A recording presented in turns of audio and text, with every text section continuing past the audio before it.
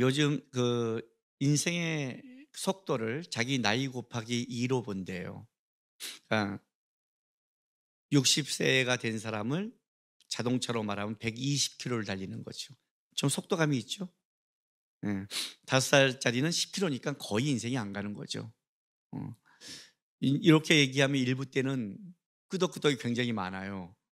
2부 때는 아직 천천히 가서 20대, 20살은 지금 40km니까 '아 그래요?' 이런 느낌이에요. 얼마 전에 고등학교 동창들을 만났습니다.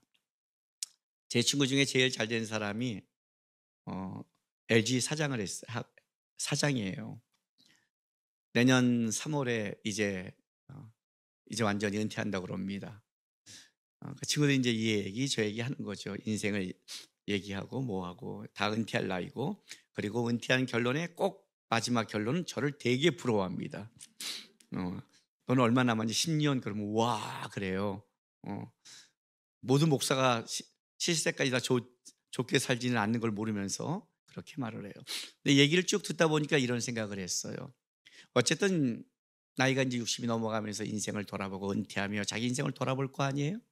어떻게 살았는가. 결국 사람들은 내가 잘 살았다 못 살았다를 뭘로 보냐면 열매를 통해 아는 거예요.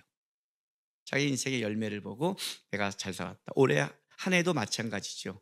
내가 올해 한 해 잘 살았냐 못 살았냐 열매를 보는 거죠. 근데 세상 사람의 열매는 정확하더라고요. 한 해나 건강했어. 한 해나 사업이 잘 됐어.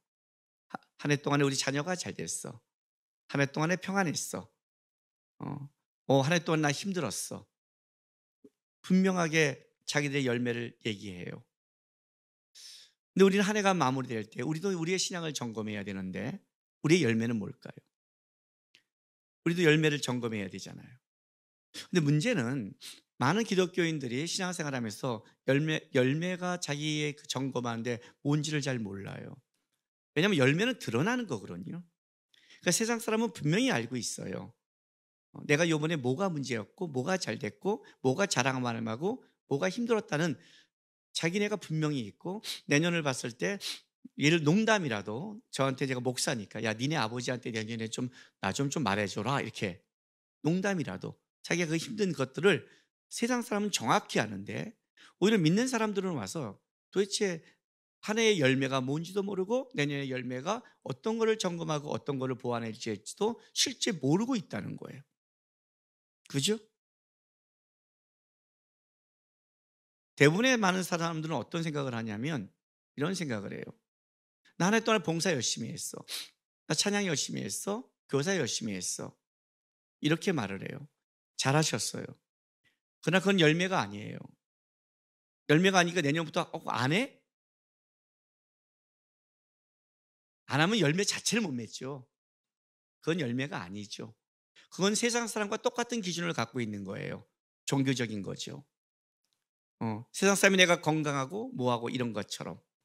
여기서 우리가 기독교인이 말하는 열매라는 것은 내가 이 땅에서 말하는 걸 말하는 게 아닙니다, 여러분. 이 땅에서 있는 모든 권세, 모든 재능, 모든 힘, 모든 축복은 죽음과 함께 끝납니다. 제가 얼마 전에 이런 말 했을 거예요. 너무 힘들고 막 하면 빨리 지나면 좋겠다. 빨리 지나면 좋겠다. 올해 한 해 내가 이것이 입에 좀 달렸어요. 빨리 지나면 좋겠다. 빨리 지면 좋겠다. 빨리 갔으면 좋겠다. 근데 계속 이게 빨리 가다 보니까 어디로 가요? 죽는 거더라고요, 결론은. 시간이 늦게 가야 내가 안 죽는데 계속 빨리 가니까 그럼 난 죽음을 향해 달려가잖아요. 이게 무슨 말이에요? 이 땅에 우리가 갖고 있는 내가 잘 됐다는 것, 내가 열매라고 하는 것들은 죽음을 통과하지 못해요. 무너져 버릴 것. 그거는 세상에서는 모르겠지만 진정한 열매가 아니라고 성경은 얘기해요. 마찬가지예요. 내가 이 세상에서 뭘 했다는 열매가 될 수 없는 거죠. 열매란 그것보다 더 중요한 걸 가지고 있는 거예요. 다른 내용을 갖고 있다는 거예요. 우리가 누구를 훌륭하다고 말할 때 훌륭하다는 뜻은 다른 가치가 있어요. 지금 월드컵 기간이잖아요. 누가 축구를 너무 잘해요. 축구를 잘한다와 훌륭하다는 건 다른 논리죠. 축구를 너무 잘했어요. 골을 팍 넣어요. 그리고 저쪽 골키퍼한테 막 약 올려요. 무리하게 해요. 그럼 사람들이 뭐라 그러죠? 야, 못됐다 그래요. 못됐다. 축구는 잘하는데 참 못됐다고 그래요. 그죠? 훌륭하다는 건 다른 논리가 같겠죠. 축구를 잘할 뿐더러 그걸 넘어서선 다른 가치를 가지고 있어야 되는 거예요. 내가 봉사도 하고 세상을 살아가지만 하나님 앞에 날아갈 때 하나님 앞에 열매라는 거는 세상에서 했다를 넘어선 다른 가치가 그 안에 있어야 진정한 열매가 되는 거죠. 오늘 우리가 읽은 이 본문은 이스라엘 백성이 가나안 땅에 들어가서 드디어 여리고성 전쟁에 여리고성이 무너지는 첫 번째 사건이에요. 여리고성은 가나안 땅의 첫 번째 열매예요. 가나안 땅은 뭘 대표하냐면 적과 굴이 흐르는 땅, 하나님이 주시는 축복을 대표하고 있어요. 이제 이 전쟁에 가서 하나님의 축복을 그들이 차지할 거예요. 각 지파별로 땅이 영역이 넓어져 가요. 넓어져 가는데 하나님께서 먼저 이 첫 번째 열매 여리고성은 하나님께서 직접 하시고 하나님이 이스라엘 백성에게 준 첫 번째 열매가 되는 이 장면이에요. 그래서 이 전쟁은 다른 전쟁과 좀 달라요. 방법이 다르고 조건이 달라요. 보세요. 6장 16절 15절부터 제가 읽어줄게요. 일곱째 날 새벽에 그들이 일찍이 일어나서 전과 같은 방식으로 그 성을 7번 도니 그 성을 7번 돌기는 그날뿐이었더라. 7번째 제사장들이 나팔을 불 때 여호수아가 백성에게 이르되 외치라, 여호와께서 너희에게 이 성을 주셨느니라, 이렇게 말해요.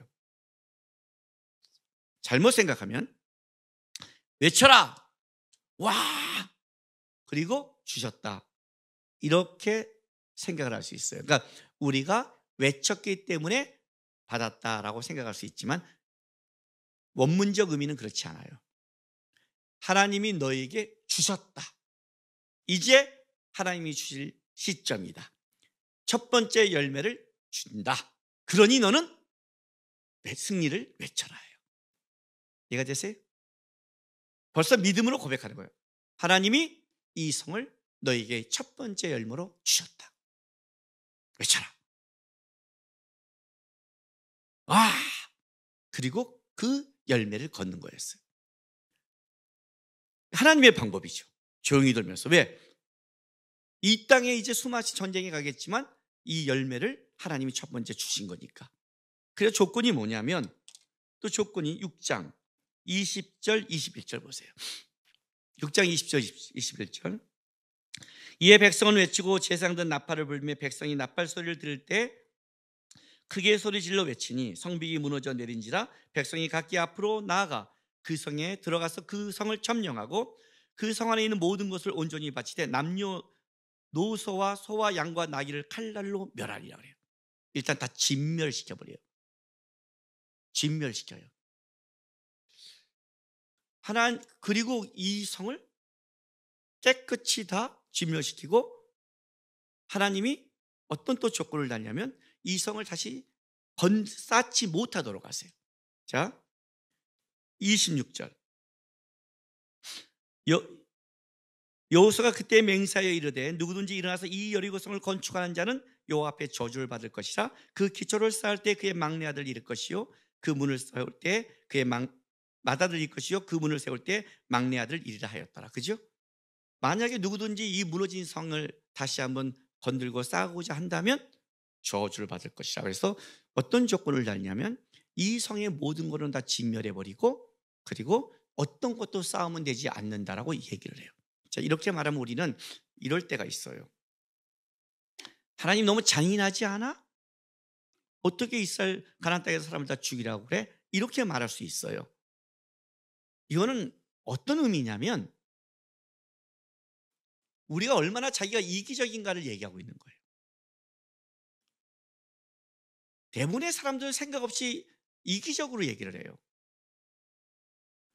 믿지 않는 사람이 이런 말 하죠. 내 친구도 이런 말을 해요. 저는 설명을 안 해요. 일단요. 설명을 하면 얘가 설명을 잘 안 듣고 대꾸를 하잖아요. 항상 말했죠. 대답을 할 때는 어떻게 한다? 먼저 반 죽여놓고 한다.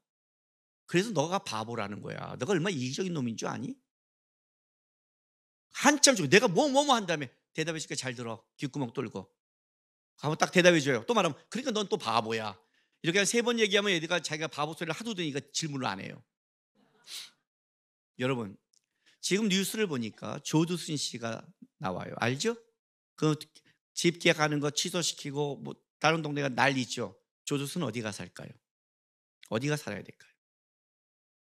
그러면 그 조두순 씨가 오지 못하게 하는 그것이 이기적인 거예요?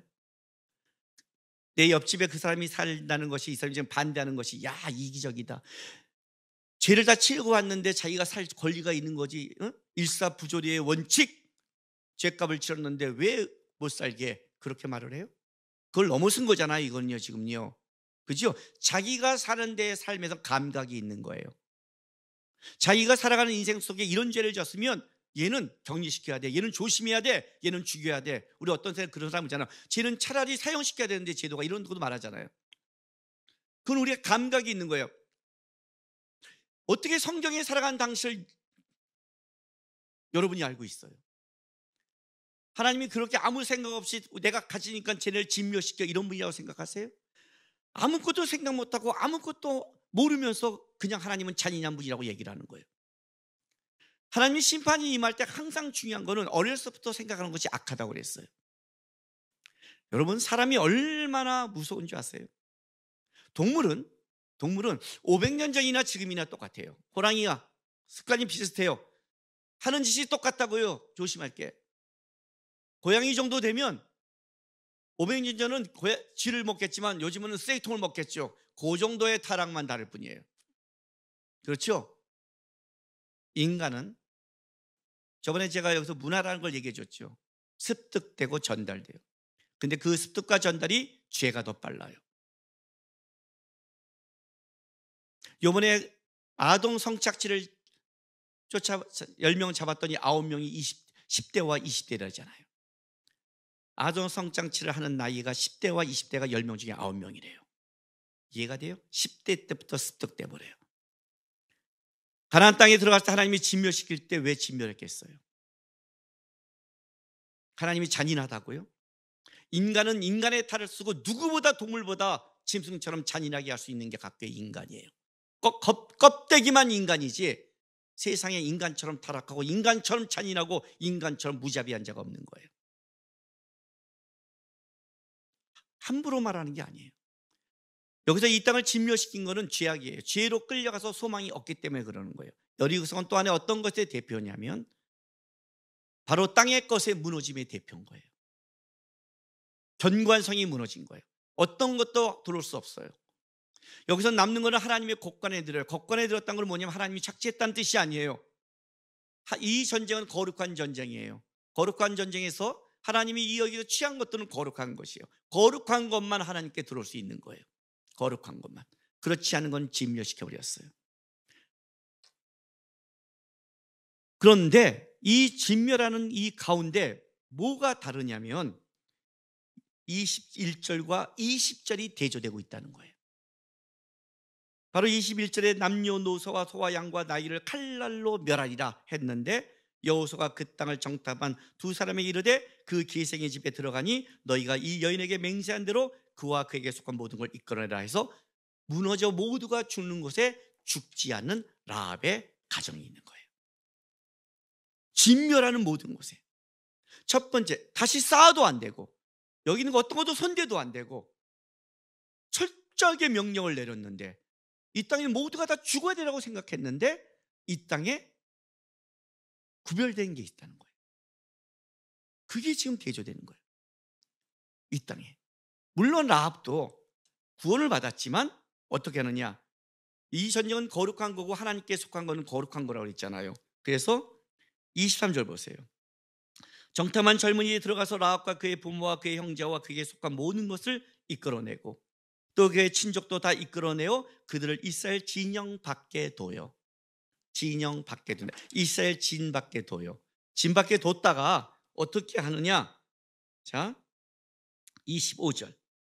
여호수아가 기생 라합과 그의 아버지의 가족과 그에게 속한 모든 걸 살렸으므로 그가 오늘까지 이스라엘 중에 거주해요. 다시 이스라엘 중에 거주하게 돼요. 레위기에 보면 언제 진영 밖에 빼냐면 부정할 때 그래요. 부정할 때 밖에 뺐다가 정결기간을 거치고 들어오게 돼 있어요. 라합은 이방인이죠. 그죠? 죄 가운데 있었잖아요. 그들을 구원했지만 어떻게 해요? 일단 진영 밖에 두고 정결 기간을 지나갔겠죠. 그리고 하나님의 이스라엘 진안에 들어오는 거예요. 거룩한 백성으로 들어오는 거예요. 이렇게 들어오는 거예요. 이 속에 들어오는 그 속에 라합만이 유일하게 살아났고 오늘까지 이스라엘 중에 거하는 자로 남는 거예요. 이스라엘 중에 거하는 자일까요? 라합이? 아니죠. 유다 지파 살몬과 결혼하고 보아스를 낳으면서 다윗의 4대 위 할아버지인 하나님의 나라의 전통을 이어가는 자가 되죠. 기가 막힌 축복을 받아요. 이스라엘 백성 중에 중심에 들어가기 시작하죠. 그런 축복을 받는 거예요. 어떻게 라합이, 어떻게 기생 라합이 이럴 수 있는가? 모두가 진멸하는 곳에 어떻게 이 여인은 구원받고 어떻게 이렇게 하나님의 나라의 중심에 살아갈 수 있는 것인가? 도대체 뭔가? 여호수아 2장 18절부터 21절 봅니다. 정탐꾼들이 여리고성을 정탐하기 위해 도망가다가 라합에게 갑니다. 라합이 숨겨지고 살려주죠. 그리고 이제 그들이 라합에게 한 얘기예요. 자, 18절. 우리가 이 땅에 들어올 때 우리를 달아내린 창문에 이 붉은 줄을 메고 내 부모와 형제와 내 아버지의 가족을 다 내 집에 모으라. 누구든지 내 집문을 나가서 거리로 가면 그의 피가 그의 머리로 돌아갈 것이요 우리는 허물이 없으리라. 그러나 누구든지 너와 함께 집에 있는 자에게 손을 대면 그의 피는 우리의 머리로 돌아오려니와 내가 우리의 이 일을 누설하면 내가 우리에게 서약하게 한 맹세에 대하여 우리에게 허물이 없으리라 하니 라합이 이르되 너의 말대로 할 것이라 하고 그들을 보내어 가게 하고 붉은 줄을 창문에 매니라. 살려줘서 붉은 줄을 창문에 매었어요. 첫 번째 내가 하나 여러분에게 점검을 할게요. 내가 어떤 열매를 얘기하기 전에 내가 하나님 앞에 어떤 걸 얘기하기 전에 한 가지 여러분에게 분명한 하나의 신앙이 있어야 돼요. 이 붉은 줄은 나중에 예수 그리스도의 상징이 돼요. 이해가 되세요? 상징이 되는 거예요. 여러분 안에 신앙의 붉은 줄이 있습니까? 이스라엘 백성들이 거기를 돌 때 그 붉은 줄이 밖에 내려와 있었어요. 그 붉은 줄이 있는 집은 하나님도 보시고 거기를 멸하지 않았어요. 무너질 때. 사실은 이거는 어떤 면에서 기가 막힌 말이에요. 왜냐하면 정탐꾼 숙였다고 정탐꾼들이 그걸 약속해 버렸잖아요. 여기는 하나님의 것이면 진멸해야 되는데. 그런데 오늘 본문에 보면 여호수아가 뭐라고 말하냐면 이 정탐꾼의 말을 그대로 받아들여요. 6장 22절 시작 이렇게 하지요. 여호수아가 그 땅을 정탐한 두 사람이 이르되 그 기생의 집에 들어가서 너희가 그 연에게 맹세한 대로 그와 그에게 속한 모든 걸 이끌어내라 해요. 왜요? 만약에 내가 어떤 걸 일을 시켰는데 가갖고 자기 마음대로 약속을 하고 와요. 그럼 제가 이렇게 말할 수 있잖아요. 네가 뭔데? 야, 너 네 목숨 살려고 그런 짓 해? 네가 무슨 자격이 있다고? 이렇게 말할 수 있잖아요. 그런데 하나님도 라합의 말을 듣고 정강 들고 여호수아 들어요. 왜요? 단순한 사람의 맹세가 아니에요. 하나님을 두고 한 맹세예요. 여호수아가 이걸 인정해요. 그 붉은 줄을 내리는 거예요. 한번 생각해 봅시다, 여러분. 오늘 이 본문에 보면 강조하는 게 있어요. 6장 보세요. 6장 17절 보세요. 그 성과 그 가운데 있는 모든 것을 여호와께 온전히 바치되 다 진멸하되 기생 라합과 그 집에 동거하는 자는 모두 살려두라. 이렇게 가요. 그리고 25절에 보면 여호수아가 기생 라합과 그의 아버지의 가족과 이렇게 가요. 자, 무슨 라합? 기생. 기생을 양쪽에다 강조시키고 있어요. 기생은 여기서 이 본문의 히브리어로 메춘부라고 보편적으로 쓰이는 단어예요. 이건 진짜 메춘부예요. 메춘부예요. 여러분, 이 라합이 어떤 삶을 살았을까요? 라합이 어떤 인생을 살았다고 생각하세요? 이방인 가나안 땅을 진멸할 때 가나안 땅의 타락의 가장 중요한 요소가 성적 타락이에요. 그렇죠? 성이 문란하다고요. 근데 그 성이 문란하는 곳에 몸을 파는 사람이에요. 그럼 어떤 삶을 살았다고 생각하세요? 이 기생 라합이. 아마 그 모든 진멸한 중에 가장 그들 세계에서도 진멸받을 사람이 있고 천대받을 사람이죠. 그들 세계에서도. 왜 정탐꾼이 라합에 있는데 들어갔을까요? 바로 여기가 많은 남자들이 왔다 갔다 들락거리는 장소니까 정탐꾼이 들어가기가 좋았고, 또 한 가지는 이런 곳에 소문과 소식이 들어오는 거니까 들었단 말이에요. 라합의 인생은 어떤 삶을 살아야 할까? 여기서 여러분, 여자가 내가 생존과 먹고 살기 위해서 몸을 팔기로 작정을 했다는 것은 어떤 의미를 갖고 있냐면, 나는 돈이 되는 것은 뭐든지 할 각오가 됐다는 뜻이에요. 아니에요? 여인이 내가 진짜 먹고 살기 위해서 내가 몸까지 팔 거야, 이 마음을 먹었다는 것은 먹고 살려면 난 무슨 짓을 해도 좋아라고 마음 먹을 때 하는 거예요. 생존과 먹고 사는데 인생을 모든 게 건 여자가 이 여자예요. 이 바닥이 만만치 않을 거 아니에요. 얼마나 센 바닥이에요. 그죠? 여기서 버티는 거예요. 여기서 살아온 여자예요. 근데 이 여인에게 이런 소식이 들어왔어요. 이스라엘 백성들이 광야길에 200만 명이 온다는 거예요. 그 소식이 들어오기 시작했어요. 홍해를 가르고 불기둥과 구름기둥이 있고 애굽의 10가지 평지로 박살을 내고 아말렉을 진멸시켰고, 그들은 어떻게 먹고 사는데 광야에서 반석에서 물이 터진대, 어떻게 먹을 때 하늘에서 음식이 내린대. 믿습니까? 믿습니까 여러분? 그때는 다 믿고 지금은 허황되다고 말합니까? 지금도 성경에 이런 예수님이 무리를 거는 것이 설화처럼 얘기하는 사람이 지금도 있는데, 수가지 소문이 들어올 거예요. 여리고성 안에 가나안 땅에. 그죠? 지금이나 옛날에 똑같이 정부라는 것은 진실과 거짓이 섞여 들어와요. 누가 이걸 진실로 듣겠습니까? 야, 물론 애굽에 나오고 어떤 역사가 있겠지만 뻥도 쳐도 너무 친다, 그렇게 하지 않겠어요? 그 당시 사람이라고 해서 다 100% 믿겠습니까? 그 수많은 소문이 들어오는 거예요. 그 안에 남자들이 왔다 갔다 하면서 그걸 접한 거예요, 라합이. 근데 라합이 뭘 하냐면 그 땅 속에 이스라엘 백성의 하나님을 향한 소망을 갖기 시작했어요. 정탐꾼을 만나 이렇게 말해요. 나는 상처나지의 하나님을 믿는다. 그 소문을 통해 믿은 거예요. 룻이, 아비멜렉이 그 이스라엘 살려고 이스라엘을 떠나갔는데 그 이방 땅에서 그 도망간 신앙인을 통해 룻이 하나님을 만나서 돌아온 것처럼 그 수많은 소문과 소문 속에 집중한 거죠. 어떤 사람은 뻥이라고 그러고 어떤 사람은 과장이라고 말할지 모르지만, 그는 어떤 이야기가 아니라 그 이스라엘을 끌어가고 있는 하나님에 대해서 알기 시작한 거예요. 그 소식이 진짜냐 아니냐 중요한 게 아니라 그 이스라엘을 애굽에 끌어내서 어떤 광야에 있는 현실, 그들을 끌어가고 있는 하나님에 대해서 알기 시작했고, 그 하나님을 알기 시작할 때 정탐꾼이 왔을 때 그는 정탐꾼 편을 든 거예요. 거짓말이 아니라고 그랬죠. 제가 이건 거짓말이 아니라, 거짓말은 솔직하게, 정직이란 건 솔직한 게 정직이 아니라고 그랬죠. 우리 독립군을 다락방에 숨겼는데 일본군이 와서 독립군 어디 있어? 그러면 다락방이요. 이건 정직이 아니라고 그랬죠. 이건 밀어난 거라고 그랬죠. 도망갔어요. 이건 무슨 편이에요? 왜 내가 너한테 정직해야 돼? 난 네 편이 아닌데, 나는 이쪽 편인데. 그게 우리가 정직과 솔직을 착각하지 마세요. 라합은 결정했어요.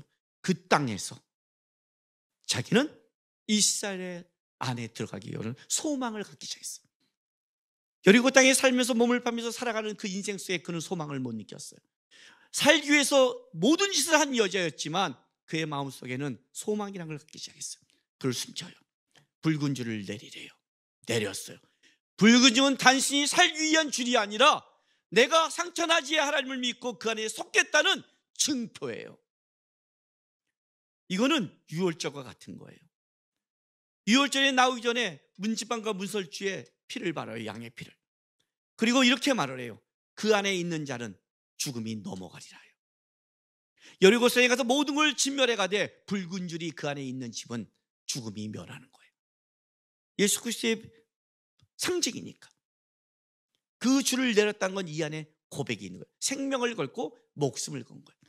적어도 이 7일 동안 이스라엘 백성들이 침묵하며 돌아갔을 때 그들은 알고 있었어요. 뭘요? 그 줄이 유일하게 구원받은 걸. 붉은 줄이 내려있는 거예요. 신앙을 하나님 앞에 어떤 열매 몇 개 첫 번째 중요한 게 있어요. 나는 예수에 대한 붉은 줄이 이 안에 있는 사람인가? 있는 사람인가? 내가 누구를 구원하고 누구를 도와주고 내가 어떤 걸 이해하기 전에 어디 가나 나는 분명히 예수 위에 붉은 줄이 분명히 있어야 되는 거예요. 내가 내 친구를 만나든 누구를 만나든 간에 나는 예수 믿는 사람이에요. 내 중심에 뿌리가 뭐가 있냐는 거예요. 도대체 뿌리가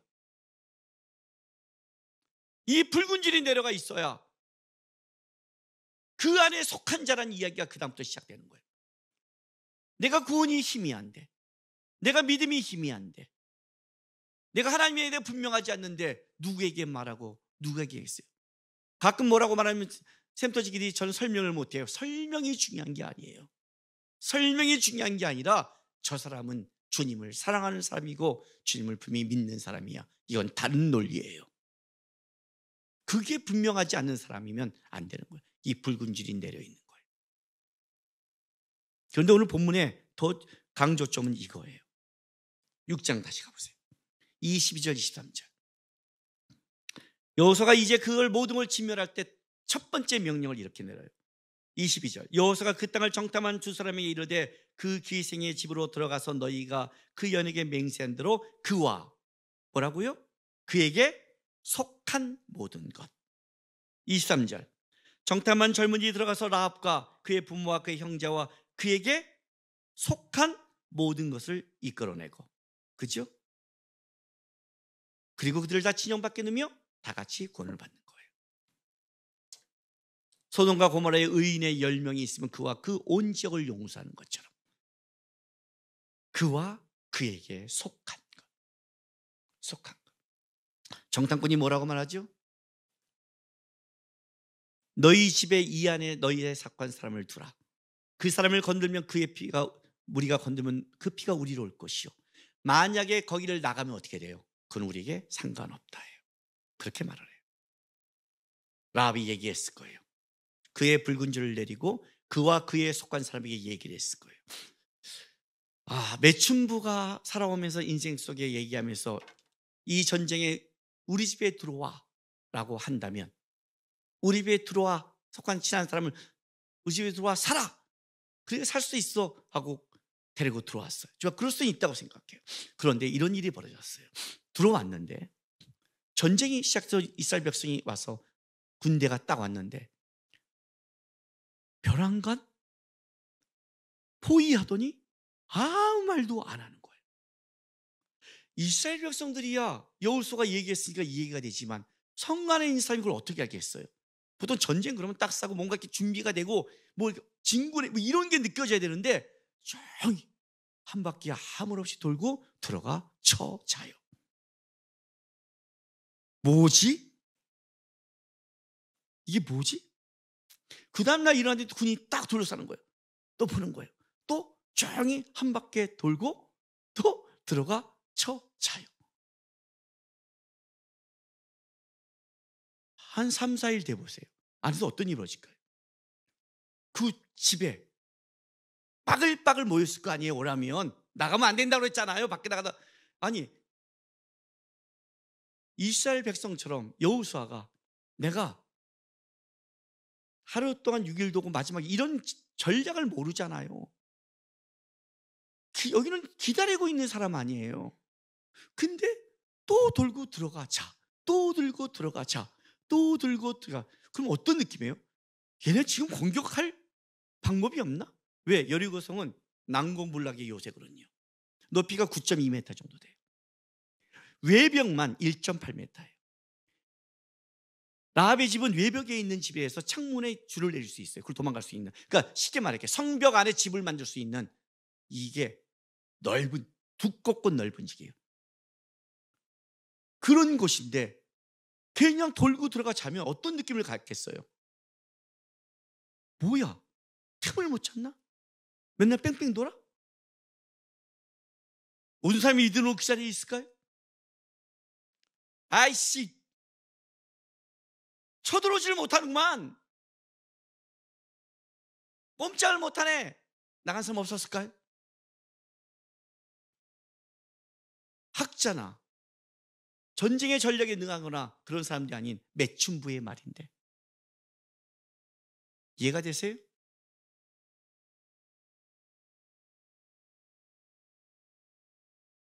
결국 라합을 신뢰한 자만이 남아있는 거예요. 라합을 신뢰한 자만이 남아요. 라합은 기다리고 있는 거예요. 라합도 몰라요. 그러나 그 붉은 줄을 내려놓고 언제 무너질지 모르지만 6일째도 그냥 들어가 자요. 모르는 거예요. 내가 들은 광야에서 여태까지 광야의 소식은 뭐예요? 홍해를 가르고 불기둥과 구름기를 지키는 놀라운 역사를 봤던 이스라엘 백성의 이야기를 들었는데 지금 와서는 6일 동안 아무것도 못하고 말 한마디 못하고 조용히 입만 다물고 들어가 자는 것만 보고 있는 거예요. 그런데 그는 기다리고 있어요. 그리고 무너지기 시작한 거예요. 그리고 무너지는 거예요.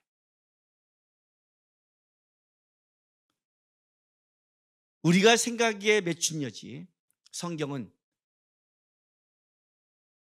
그의 신분과 세상의 어떤 것도 보고 있지 않아요. 예수님 옆에 두 강도처럼 당신 나라 임할 때 나를 생각할 수 없고 그때 그 속에 뭐가 있냐를 보는 거예요. 계속 옆에 있는 강도처럼 네가 하나님 너부터 구원해야 하는, 그가 어떻게 살았냐가 아니라 그 속에 뭐가 있느냐. 라합은 자기의 생각과 판단으로 결정하지 않아요. 그 약속을 기다리고 있는 자예요. 붉은 줄을 내리고 기다리고 있는 자예요. 그리고 그렇게 붉은 줄을 내리고 기다리고 있는 자, 그 옆에 속한 자들이 하나님의 은혜를 잊고 있는 거예요. 열매가 뭔지 아세요? 열매가 일이라고 하냐고? 아니라고 했어요. 그건 종교적인 거예요. 성경의 열매는 한 가지밖에 없어요. 하나님이 말한 열매는 한 가지예요. 그 열매는 하나님 앞에 가야 받을 수 있는 열매란 말이에요. 갈 수 있는 열매예요. 이 땅에서 하나님께 갈 수 있는 것은 유일하게 한 가지밖에 없어요. 뭐예요? 영혼이에요. 사람이라고요. 세상의 사람들은 건강과 보이는 걸로 열매로 말하지만 그리스도인에게 있는 열매는 사람이에요. 라합에게 속한 자들은 구원받는 거예요. 라합과 함께한 자는 구원을 받는 거라고요. 여러분 안에 붉은 줄이 있어요? 오늘 내가 본문 제목을 나 때문에 당신 덕분에 넣어줬어요. 천국 가면 이럴 수 있어요? 누군가 한두 사람이 와도 당신 덕분에 내가 은혜를 입었습니다. 당신이 나의 라합이었습니다. 하나님이 나 때문에 그 일을 나에게 속한 자에게 구원할 수 있는 믿음의 심지가 있으세요? 적어도 나와 같이 가는 사람은 믿음을 잃지 않아. 적어도 내 옆에 있는 사람에게는 하나님이 보여. 그 신앙이 있냐고요. 내 옆에 있는 사람은 시험에 드는 사람이에요? 나 때문에 사람이 죽는 거예요? 신앙은 피상적이지 않아요. 신앙은 영혼을 살리는 거라고요. 제가 샘터나 이런 거 말하잖아요. 우리도 세상 속에 살고 세상을 이야기하기 때문에 세상을 말하지 않을 수 없어요. 거기에 우리의 기도 제목이 다 있으니까. 그죠? 직장 얘기, 가정 얘기, 주식 얘기, 펀드 얘기, 뭐 집은 어떻게 결혼해야 되고 어떻게 살아가야 되고 그거는 해야 될 하나의 지혜 중에 하나예요. 얘기를 안 할 수 없고 우리의 기도 제목이에요. 그러나 그것만 하고 한다면 예수 안 믿는 사람과 뭐가 달라요? 거기에 우리의 뭐가 있어요? 하나님을 향한 기도와 하나님을 향한 격려와 믿음과 그게 흘러가야 되잖아요. 붉은 줄이 있어야 된단 말이에요. 붉은 줄이. 제가 말하는 샘터가 원하는 게 그거란 말이에요. 믿음의 붉은 줄이. 우리 샘터에 속하는 사람들은 구원을 받고 은혜를 받을 수 있는 그걸 만들어내는 게 그게 그 샘터가 할 일이란 말이에요. 세상적인 노닥거리고 세상의 이야기를 가는 것이 아니라 교회란 붉은 줄이 분명한 거예요. 붉은 줄이 내려있다고요. 예수의 그리스도의 십자가의 붉은 줄이. 저기 들어가면 살아요. 그들이 받아들이든 안 받아들이든 그게 교회란 말이에요. 고린도후서 보세요. 고린도후서 2장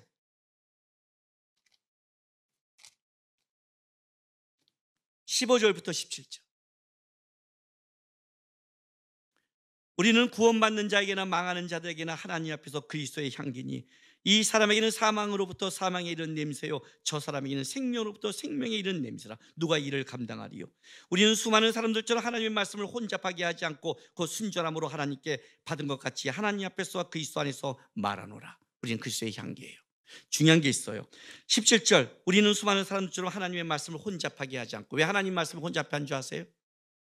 여러분, 신앙생활에 우리 이런 말을 해요. 신앙생활하기 어렵대요. 신앙생활하기 힘들대요. 뭔지 모르겠대요. 아니요, 신앙생활 단순해요. 예수 믿는 게 복잡한 게 아니라 세상이 복잡한 거예요. 세상이 혼란스러운 거예요. 그죠? 우리가 살아가는 세상이 너무 복잡하고 혼란스러운데 우리가 그거를 신앙으로 끌고 들어와서 내가 원하는 걸 해결하니까 복잡하게 지어 하나님의 말씀을 혼잡하게 만든다고요. 하나님의 말씀을 혼잡하게 만드는 애들이 다 이런 기준이에요. 세상과 갖고 묘하게 자기 논리를 갖다 넣어요. 제 앞에 오면 개박살 나요. 예수 믿지 않는 내 친구들도 함부로 했던 개박살 나요. 왜요? 진리는 단순하고 명확하게 찍어줄 수 있으니까. 그게 갖고 있는 이기심과 잘못된 것을. 예수 신앙은 단순해요. 예수 바라보는 거예요. 네가 좋은 신앙이 아니시냐? 단순해요. 그래서 너 안에 예수의 향기가 있어? 널 보면 예수의 느낌이 있어? 널 보면 살아나? 말씀을 아무리 하는데 개 옆에 가면 사망에 죽으면 잘못된 예수를 믿는 거죠. 사망에 이런 냄새인데. 단순해요, 기독교는요. 가지가 줄기에 붙어있으면 산다예요. 뭘 이렇게 복잡해요. 붙어있는 건데. 그게 붙어있는데 그것이 이렇게 각도가 잘못되면 어쩔까, 뭐 각도가 위로 뻗으면 더 열매를 맺을까, 헛소리하고 자빠져 있는 거다. 제가 여태까지 신앙생활에 뭔가 세상이 복잡하지 예수님이 복잡한 적이 없어요. 언제나 붙잡아라. 언제나 붙잡아. 너는 그리스도의 향기라. 사망이 이런 냄새냐 생명이냐 이건 분명히 알아요. 고린도서 3장 2절 3절 보세요. 너희는 우리의 편지라. 우리가 마음에 쏟고 무사람이 알고 읽는 바라. 너희는 우리로 말미암아 나타난 그리스도의 편지는 이런 먹으로 쓴 것이 아니요 오직 살아계신 하나님의 영으로 쓴 것이며 또 돌판에 쓴 것이 아니요 오직 육의 마음판에 쓴 것이라. 너희는 그리스도의 편지예요. 자, 여러분을 보면 어떤 편지가 읽어져요? 여러분의 인생을 보면 여러분의 글의 삶에 어떤 편지가 읽어져요? 그리스도와 함께한 것? 예수를 사랑한 것? 맨날 앉아서 신앙의 말장난만 한 것? 있잖아요, 내 안에 그리스도의 편지가. 쉽게 설명할게요. 너에게 함께하면 평생 예수와 함께 갈 수 있는 거예요? 너와 함께하면 평생 예수를 멀어지지 않고 천국에 갈 수 있는 라합같이 그에게 속하면 되는 거예요? 우리 아내가 나랑 결혼하려고 할 때 저는 아무것도 없었어요. 저는 고등학교밖에 졸업을 못했고 아직 그때 신학교를 대학교도 못 갔어요. 집은 빚덩이에 앉았고 집도 없어요. 말했죠. 우리 아내가 번 돈으로 난 결혼 다 했다고요. 사람들이 반대가 어마어마했어요. 신앙 있는 몇몇 사람만 그랬지 대부분이 왜 나랑 결혼하냐고 그랬어요. 나중에 내가 이름 나니까 그때 우리 아내가 보는 안목이 있대요. 이런 거지 같은. 세상으로 보여주면 열매가 있대요. 거지 같은 놈들이 영적으로 하루 개뿔도 없는 거예요. 그러니까요. 이해가 되세요? 우리 아내가 딱 두 가지를 저를 봤어요. 그게 믿음직했대요. 그 첫 번째가 뭔지 알아요? 나랑 같이 살면 평생 하나님과 같이 가겠다는 것. 자기가 흔들릴 때 저 사람 옆에 있으면 끝까지 믿음 생활을 할 수 있겠다는 거였어요. 나는 청년 때부터 다른 건 몰라도 김남국 그러면 예수 사랑하고 예수 앞에 나오고 예수께 열심히 예수의 사람이었어요. 묻는 거예요. 신앙을 왜 추상으로 배우세요? 신앙이 좋자였다면 함부로 말하지 마세요. 성경을 많이 한다고 신앙이 좋나? 신앙과 지식은 다른 건데. 간단해요. 네 옆에 붙이면 예수가 드러나? 너랑 같이 평생 가면 어쨌든 우리도 예수 함께 할 수 있어? 그게 그리스도의 향기와 편지라는 거예요. 신앙은 삶으로 들어가는 거예요. 그래서 제 앞에 꼼짝 못해요. 말을 함부로 했다가는 이 말장난했던 죽여버리는 거예요. 라합계에 속한 자가 구원받는 거예요. 정부에서 적어도 이래야죠. 내가 아무것도 할 일, 하나님 한 게 없습니다 할 때 일로 보지 마세요. 일이 아니에요. 그건 세상이 말하는 업적이에요. 이거예요. 하나님 제가 한 게 없는 것 같습니다 할 때 누군가 다가와서 이렇게 말하는 거예요. 하나님, 이 사람 덕분에 그때 그 옆에 내가 속하여서 내가 오늘 이 자리까지 올 수 있었습니다. 덕분입니다. 라합에게 속한 자는, 라합에게 함께한 자는 같이 하나님의 진영에 들어갈 수 있었어요. 그게 우리의 열매고 신앙의 싸움이에요. 적어도 하나님 내가 대단한 일을 못해도 내 옆에 있으면 예수의 향기와 예수의 편지는 저는 가지고 있습니다. 내가 대단히 못해도 제 옆에 있으면 예수의 이야기가 있고 내가 기도해 주며 예수의 사람으로 제가 같이 만들 수 있는 제 안에 진심이 있습니다. 저는 붉은 줄이 이 안에 있는 사람입니다. 주님이 나를 구원할 때 이 붉은 줄 예수의 십자가의 보혈로 나를 구원한다면 적어도 내 옆에는 은혜가 흐르는 사람입니다. 그게 진짜 신앙이고 진짜 신앙의 싸움이에요.